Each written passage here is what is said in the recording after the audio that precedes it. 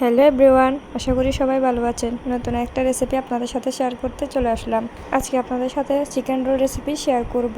আমি এখানে মুরগির বুকের মাংস নিয়েছি। মাংসগুলোকে কিমা করে নিয়েছি। কড়াইতে পরিমাণ মতো তেল দিয়ে মাংসগুলো ছেড়ে দিয়েছি। এরপর এখানে লবণ, হলুদ গুঁড়ো, মরিচ গুঁড়ো, সামান্য পরিমাণ মশলা গুঁড়ো এবং রসুন বাটা দিয়ে ভেজে নিব।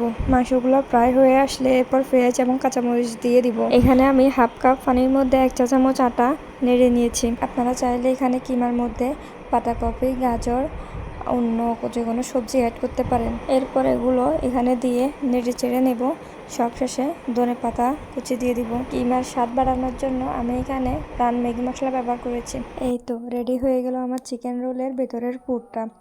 এগুলো এখন এক সাইডে রেখে দিব। আটা নিয়েছি এবং পরিমাণ মতো লবণ দিয়েছি। নর্মাল পানি দিয়ে মেখে নেব। অল্প অল্প পানি দিয়ে পারফেক্ট একটা ডো তৈরি করতে হবে, তাহলে রুটি একদম পাতলা হবে। এখানে আপনার রুটি যত পাতলা হবে চিকেন রোল ততটাই মজা হবে এবং খেতে ভালো লাগবে।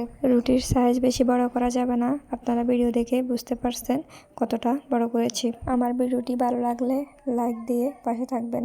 নিত্য নতুন ভিডিও পেতে আমার চ্যানেলটিকে সাবস্ক্রাইব করে রাখুন। এরপর চিকেন রোলের বাসটা আপনাদের দেখিয়ে দিচ্ছি কিভাবে আপনারা বাসটা দিবেন।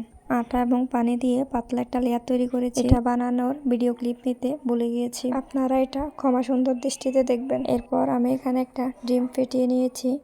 রোলটাকে ডিমের মধ্যে চুবিয়ে এরপর ব্রেড ক্রামে দিয়ে দিব। ব্রেড ক্রাম দিলে হয় কি, রোলটা খুব মুচমুচে হয় এবং দেখতেও সুন্দর লাগে। আমি এখন রোলগুলো ভেজে নেব। আমি বড় কোনো রাঁধুনি নই যে আমার সব রান্না আপনাদের ভালো লাগবে।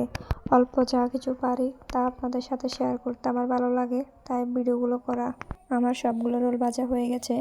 আপনারা বাসায় অবশ্যই ট্রাই করবেন, আশা করি ভালো লাগবে।